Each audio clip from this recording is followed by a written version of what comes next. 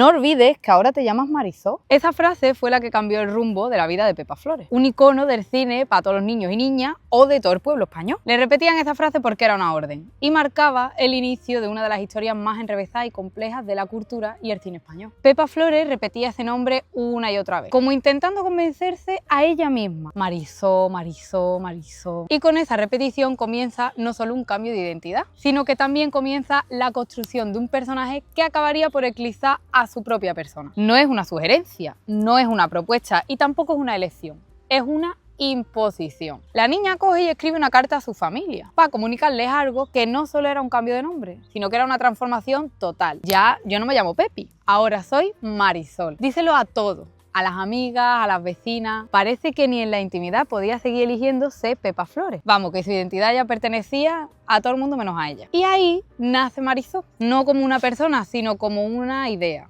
O mejor dicho, como un producto. Desde su primera aparición en el cine, Marisol no funciona como simplemente una niña que es actriz. Es algo muchísimo más difícil de definir. Ella es la sensación. Un rostro que siempre está sonriendo, una forma de actuar que parece natural y que cautiva a todo el mundo. Y en una España gris, marcada por la rigidez y la censura, su figura pues está irrumpiendo como un torbellino de colores. Tiene un rostro que lo que transmite es cercanía, una sonrisa que choca con el contexto en el que están viviendo. Ella es pispireta, es un poco reverde, pero a la vez es obediente. Es espontánea, es natural y sobre todo es muy inocente. Y eso es precisamente lo que cautiva a todo el mundo. No solo lo que hace, sino lo que representa. Para toda una generación, Marisol se convierte en una fuente de felicidad. Antes no existían tantos canales de televisión, así que o veías a Marisol o no veías nada. Y verla en pantalla no era como una actividad solamente de entretenimiento, sino que era una experiencia porque la gente recibía alegría en una vida cotidiana que carecía de alegría. Y Marisol, lo del sol es muy importante, era un nombre que estaba respondiendo a una fantasía infantil. Era una fábrica de sueños en mitad de una pesadilla, la pesadilla del franquismo. Ella es graciosa, es bondadosa, es inteligente, es pilla, es luz y es la alegría que está entrando al cine, el color, que a la vez que entra al cine es como un poquito de color que está empezando a entrar en España. Ella era súper alegre para lo que era el cine español hasta el momento, porque las películas de Marisol estaban respondiendo a esa España que, a pesar del régimen, se estaba abriendo y se estaba modernizando. Y esto es indudablemente una de las claves del éxito de Marisol, la capacidad que tenía para proyectar la idea de lo nuevo y lo viejo, pero sin renunciar a los valores tradicionales. Hombre, por favor. Y por eso Marisol se está convirtiendo en algo mucho más grande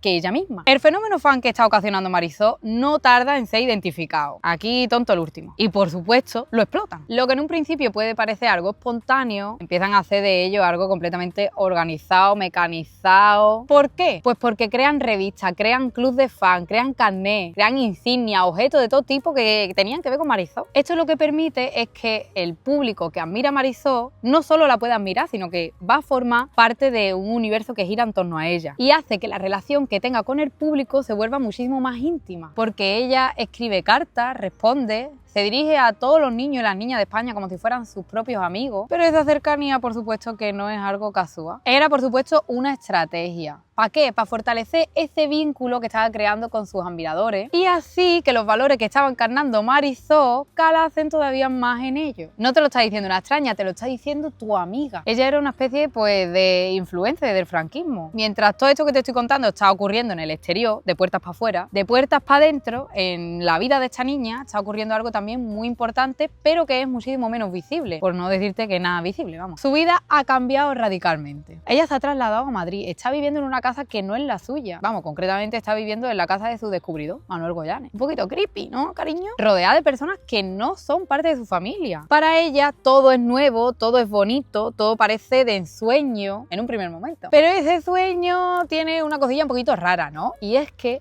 no le pertenece. O sea, esa realidad no es su realidad, no le pertenece, no es suya. Marisol estaba allí de prestada. Ella venía de vivir en una corralá con otras 56 familias en Málaga en unas condiciones que eran completamente infrahumanas. Por lo que ella esté viviendo allí mágicamente no era el resultado de sus decisiones, vamos a decir, ¿no? Sino de las decisiones de otros. Pero para colmo, las películas que empieza a protagonizar refuerzan esta sensación. En ellas está interpretando a niñas que viven fuera de su hogar, que se integran en familias que no son las suyas, que tienen un talento innato, historias que en verdad están contando por su propia situación. Parece ficción, pero no lo es. Es más, En las 3 primeras películas que hizo, su personaje se llamaba Marisol. O sea, que más claro agua. Estaba literalmente hablando de ella misma. Así que la línea entre lo que vive y lo que interpreta empieza a desdibujarse, obviamente. Y esa confusión no solo le está afectando a ella, sino que le está afectando a todo su público, que están percibiendo una autenticidad en el personaje de Marisol que en verdad es una extraña coincidencia entre su vida y la ficción. Y esta es otra de las claves de su éxito, que todo lo que interpreta parece real. Parece no.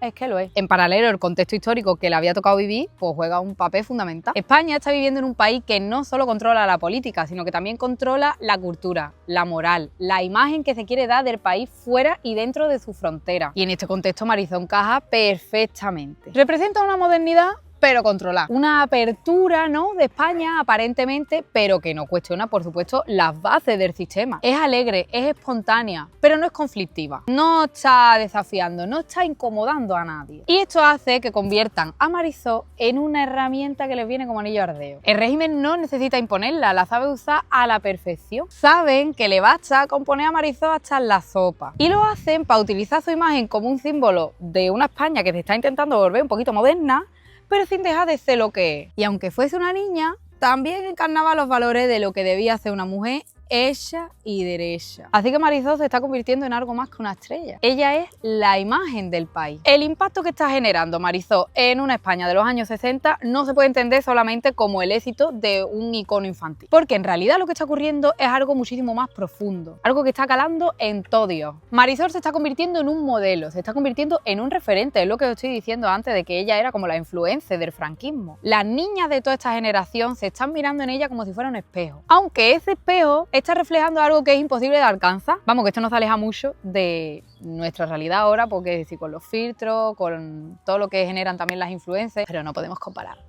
un contexto con el otro. Por eso os he puesto la comparación de que es una influencer, pero ojalá hubiese sido una influencer ahora y no en su momento. Estas niñas no solo están consumiendo sus canciones, sus películas, sino que están incorporando la manera de ser de Marisol a ellas mismas, que además están en una etapa vital importantísima en la que la identidad está en pleno proceso de construcción. Y la propia Marisol refuerza este vínculo de una forma pues muy cercana, porque en su revista se refiere a estas niñas como: queridas amigas, espero que mis películas os ayuden a ser buenas, igual que a mí me ayudan vuestras cartas.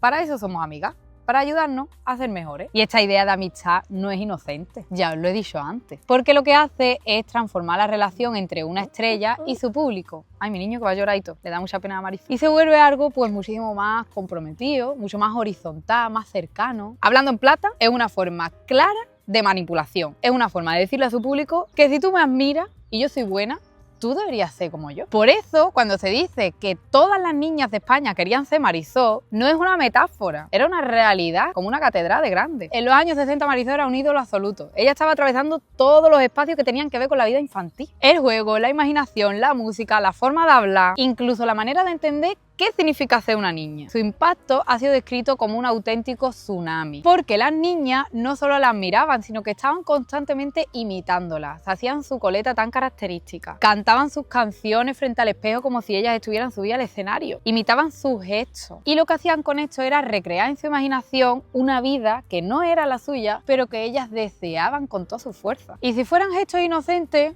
pues bueno, pero hablando del contexto que os estoy hablando, de inocente no tenía nada. Estamos hablando del régimen, donde les conviene muchísimo crear modelos de comportamiento. Mientras las niñas lo que hacían eran imitarla pues ingenuamente, lo que estaban interiorizando realmente era una forma de ser y estar en el mundo que les había tocado vivir. Con el paso del tiempo, algo inevitable comienza a suceder, pero parece que es que nadie estaba preparado para aceptarlo, y era algo tan natural como la vida misma, ¿no? El cuerpo cambia, la voz cambia, la niña lo que está haciendo es crecer, y sin embargo, todo el mundo a su alrededor parecía exigirle que es que ella no podía crecer. ¿Cómo se le puede exigir a alguien que no crezca? Me pregunto yo. Ella tenía que permanecer congelada en una idea infantil que había sido cuidadosamente construida y que ahora salía muy rentable. Vamos, que si Marisol crecía, el negocio que se había montado Goyanes se le iba a tomar viento. Y entonces cuando se da uno de los primeros conflictos. El personaje que se habían encargado de diseñar no estaba diseñado, valga la redundancia, para evolucionar. Su esencia estaba ligada a la infancia, a la inocencia, a esa perfección luminosa que la había convertido en un icono. Crecer, por lo tanto, no es algo natural en su vida, como ocurre en el de restos de personas y niños y todo, ¿no? Sino que era una amenaza. La transformación física de Marisol empieza a ser evidente. Pero hay un cambio que es súper significativo, y es que la voz de ella no puede cambiar. Es una voz muy aguda, infantil y que forma parte de su identidad. Pues esta voz acaba desapareciendo. Y lo hace de una forma muy abrupta. Se le cierra la garganta. No puede seguir cantando. Y pierde temporalmente una de las herramientas que están sustentando el personaje de Marisol. Y esto en otras personas pues podrían decir, bueno, no pasa nada, ya volverá. Pero no, allí estaban todos tirándose de los pelos, lo viven obviamente como una crisis. Y es un problema que por supuesto hay que solucionar cuanto antes, porque es que si no estamos dejando de hacer dinero. Se les exige seguir cantando, seguir produciendo, seguir cumpliendo con sus compromisos. No se puede parar. Así que empieza a tomar clases para recuperar su voz, para forzar su voz, mejor dicho, porque están intentando recuperar algo que nunca va a volver. Esa voz de Marisol no va a volver. Y efectivamente, cuando la acaba recuperando, la voz no es la misma. Es una voz muchísimo más grave, muchísimo más adulta, y que lo que está haciendo es enseñarle a la gente lo que todo el mundo estaba intentando de tapar, su crecimiento. Pero el problema no es solo la voz, es todo el conjunto. La imagen, el cuerpo, la presencia. La niña perfecta empieza a desaparecer y en su lugar aparece una adolescente que tiene sus matices, sus contradicciones. Tiene incluso, ojito cuidado, sentimientos reales. Se la empieza a ver a veces triste, algo que antes era impensable. Y aquí es donde todo se vuelve muchísimo más tenso, porque el público no ha evolucionado al mismo ritmo que lo ha hecho Marisol. Ellos siguen esperando a la misma niña, siguen esperando esa imagen idealizada que ya no existe. Y cualquier tipo de desviación se lo van a tomar como una pérdida o como una traición. Entonces podemos comprender que para ella sostener este personaje cada vez es algo más pesado. Ya no se trata solo de actuar, sino que también tiene que mantener la ilusión de pechar de gente sobre una idea que ya no corresponde con la realidad. Y esta realidad ya empieza a sentirse como algo ajeno, incómodo. Eso que antes para ella pues podía ser un juego, podía ser algo de ficción, ya no lo es. Antes no había uso de razón. Y ahora que sí que lo hay, pues puede empezar a recapacitar y a separar lo que se ha construido sobre ella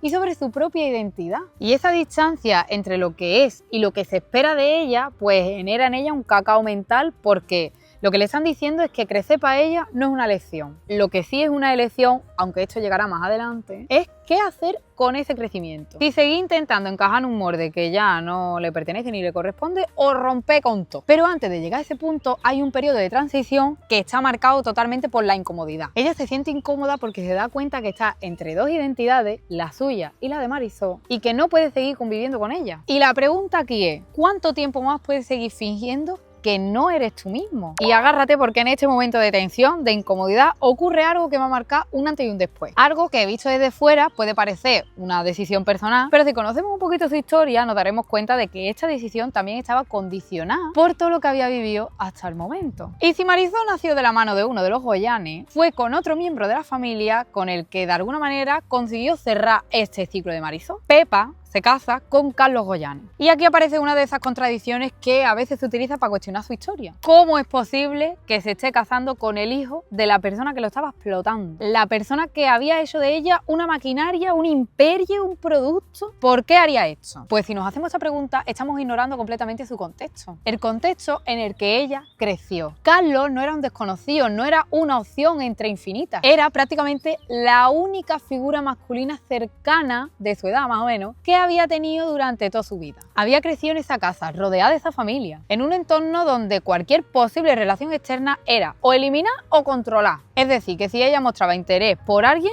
ya se encargarían toda esa gente de mandarlo a freír espárragos. Es que no había posibilidad de elegir. Y en ese contexto el matrimonio deja de ser algo romántico y se convierte en la única continuidad lógica de la vida que había estado viviendo hasta ese momento. Su vida desde el principio había estado siendo dirigida por otras personas, concretamente el padre de este chiquillo. Se casa con 21 años. Muy joven. Y el matrimonio dura poco. Apenas fue un año de convivencia real, aunque mediáticamente parecía que había durado mucho más. Y es que solo hay que ver las imágenes de la boda. Las caras, Juan, las caras, grábala, mira qué cara de tristeza, chiquillo. Es que esa mujer no estaba feliz. La incomodidad era más que evidente, ahí no había felicidad ninguna, había otra cosa. Te lo digo yo, vamos. Una obligación.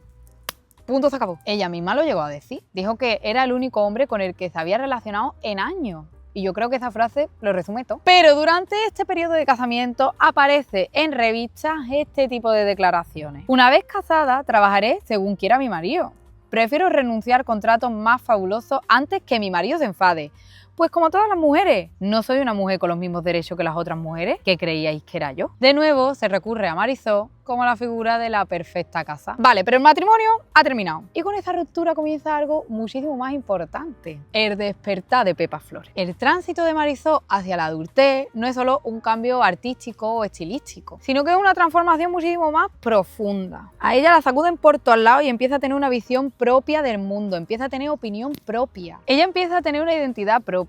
Y sobre todo empieza a ser consciente de cuál es el lugar que ocupa dentro de una sociedad que la había mordeado desde que era chiquitita. Porque cuando esa niña, que había sido un símbolo de pureza, de alegría doméstica y de una España amable, comienza a pensar por sí misma, a cuestionar lo que le rodea y a mirar más allá del decorado que la habían formado, como comprenderéis, la consecuencia de todo esto no va a ser una evolución suavecita, va a ser una explosión. En este proceso de despertar conoce a Antonio Gade y esto marcó un antes y un después, porque con él no solo va a tener una relación sentimental, esa relación va a ser su detonante ideológico, porque Gade representa todo lo contrario de aquello que había construido a Marisol. Él es una persona que tiene compromiso político, tiene conciencia de clase, disidencia frente al franquismo. Y en ese encuentro Marisol no solo se está enamorando de él, sino que está entrando en contacto con otra forma de entender el mundo, que además era bastante radical a la que ella había vivido. Y es una forma que le permite por primera vez reinterpretar su propia historia. Ella misma lo reconoce porque cuando habla de este giro, habla de su renacimiento. Se empieza a acercar al comunismo, al antifranquismo, y esto por supuesto no es ni una moda ni algo pasajero, es la consecuencia de tener toma de conciencia. Marisol comienza a comprender que su propia historia, la de esa niña que la habían convertido en un producto, en una mercancía, en un símbolo, forma parte de un sistema muchísimo más amplio que decide quién puede ser qué,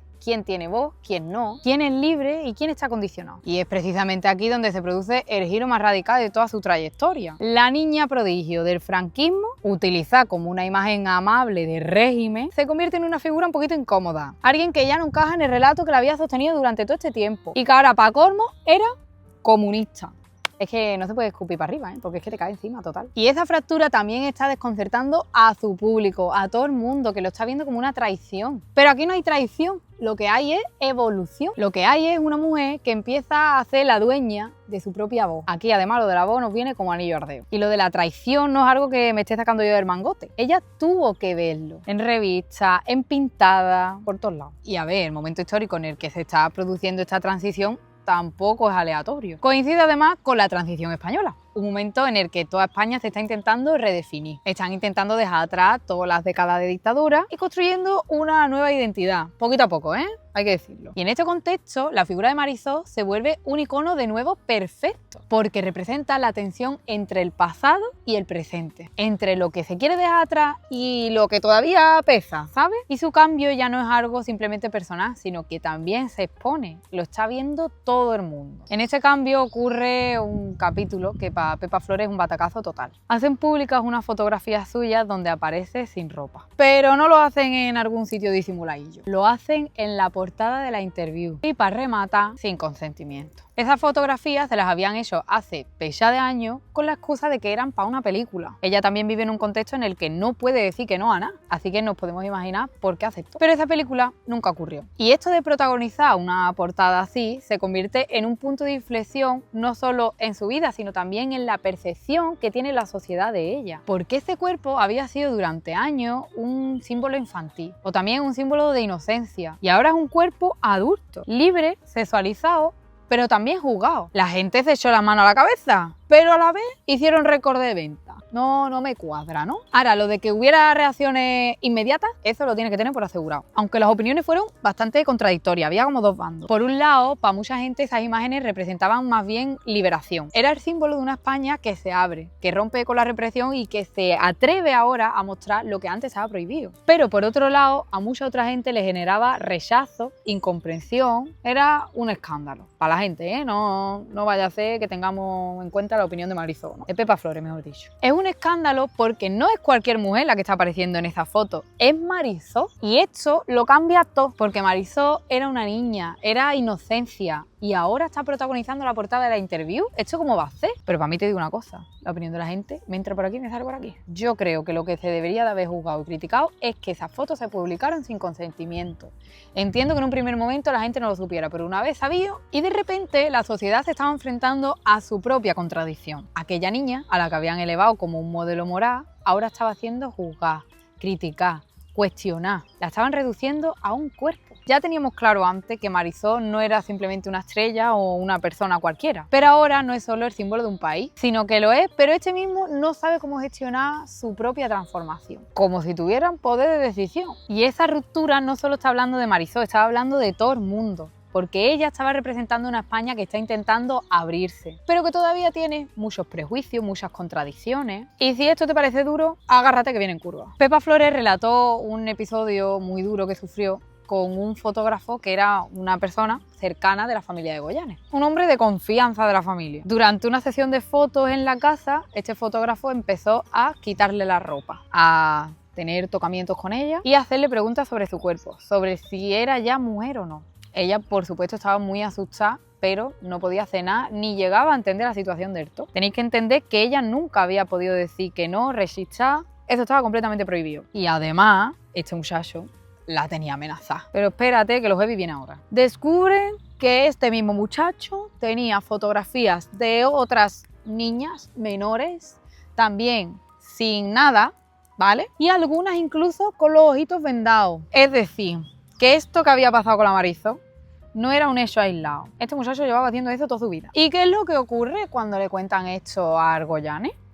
Nada. Absolutamente nada. Literalmente esa misma noche el fotógrafo estaba cenando con ellos en la misma mesa. Como si lo que hubiera hecho pues no tuviera importancia. Esto es lo que le está queriendo decir a Pepa, es que todos estaban metidos en el mismo saco. Y eso es un mensaje que a ella pues por supuesto que le daría muchísima inseguridad. Estaban diciendo que les importaba entre cero y nada lo que le pasara. Nadie iba a hacer nada. También contó que existía un chalet en el Viso donde acudían personas importantes del régimen. ¿A qué? A cenar de todo menos eso. La llevaban allí con otras niñas para ser vistas sin nada. Pero todo esto que os estoy contando yo hoy aquí ya lo había cascado la Pepa en 1979 en la revista Interview. Os suena, ¿no? Porque os he hablado de ella hace nada y menos. Lo que debería de haber sido noticia era pues todo lo que le ocurrió, su historia real, lo que no se pudo ver y lo que se convirtió en la verdadera noticia fue la portada. Estaba el país entero opinando del cuerpo de la Marisol e ignorando por todas estas barbaridades que os acabo de contar. Con el paso del tiempo, y ya desde una perspectiva muchísimo más consciente, Marisol empieza a mirar para atrás. Y lo que encuentra, te digo ya, que nostalgia no era. Ni momentos felices, ni nada. Era una realidad muchísimo más dura, porque detrás del mito de la niña prodigio había una historia de explotación, de control y de pérdida de identidad. Esa revisión del pasado, por supuesto que no es nada sencilla. Ella ya es consciente de que la han convertido en un producto, en una mercancía, que no era solo una actriz, que se había convertido en una inversión, que su vida se había basado en ensayar, en cantar, en generar dinero, en generar dinero, en generar dinero. Y en este contexto, la infancia deja de ser infancia, porque ella cuando empieza a recordar su origen, su barrio, la pobreza absoluta, no cae en la romantización de su pasado, pero tiene sentimientos tanto de dureza como de afecto.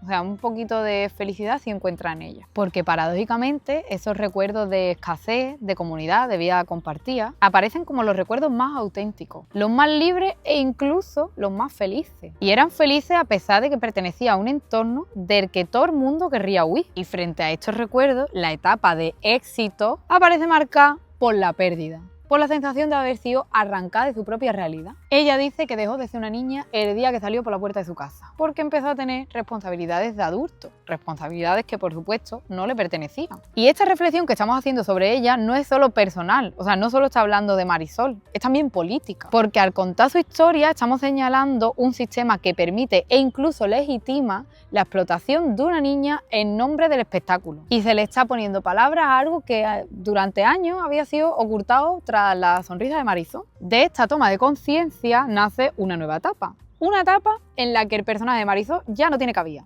porque lo que emerge es una realidad completamente distinta. Una mujer que se quiere definir a sí misma, y que no quiere ser definida por otro. Y en este proceso aparece con fuerza el nombre de Pepa Flores. Ya Marisol ha muerto. Por supuesto que este cambio no solo consistía en cambiarse el nombre, era muchísimo más simbólico. Supone la voluntad de romper con el pasado y la de dejar atrás una identidad que la habían construido desde fuera para crear la suya propia. En este camino su compromiso político se vuelve una herramienta fundamental. Su militancia en la izquierda, su cercanía con los movimientos comunistas y su discurso centrado en la lucha de clase y las desigualdades forman parte de esta nueva forma que tenía Pepa de estar en el mundo. Ya Pepa no solo entretenía, sino que ella se posiciona y utiliza su voz para hablar de lo que ella considera importante. Lo ve, ya lo de influencia aquí no cuadra tanto.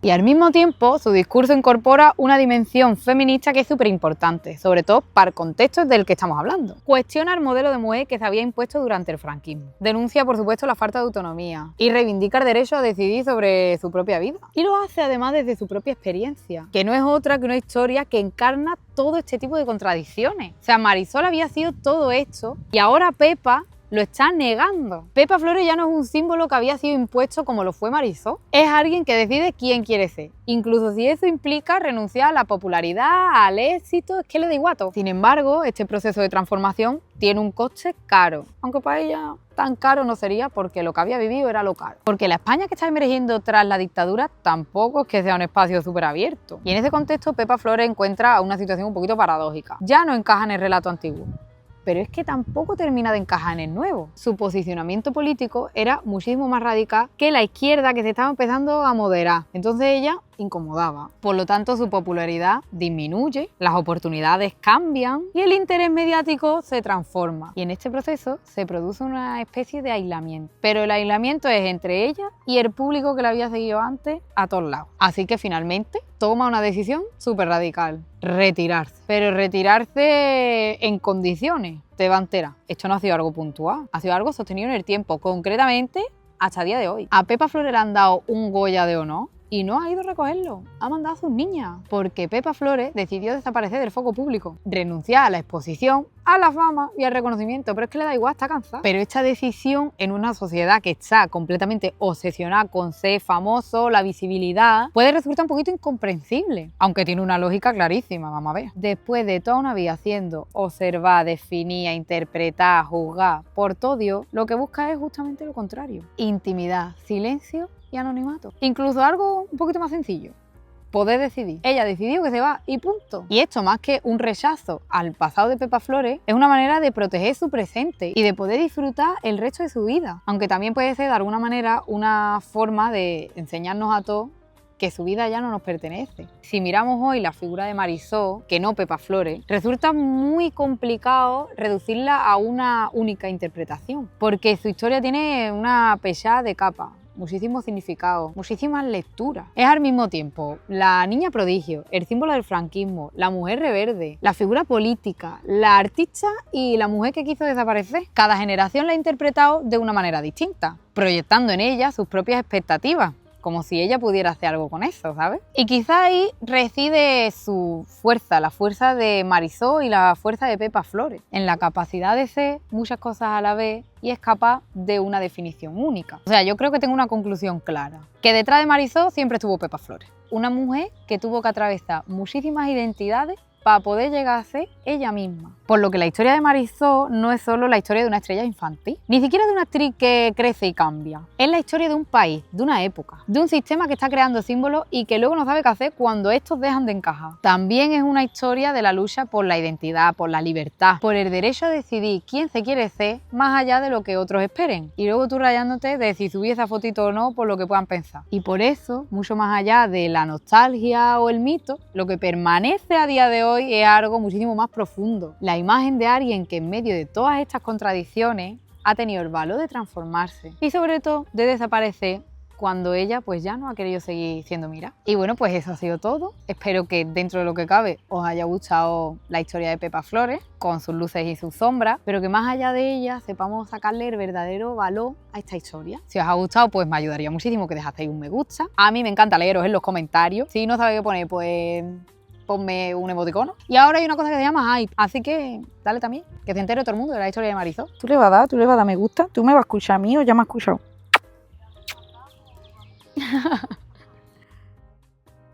Ay, mi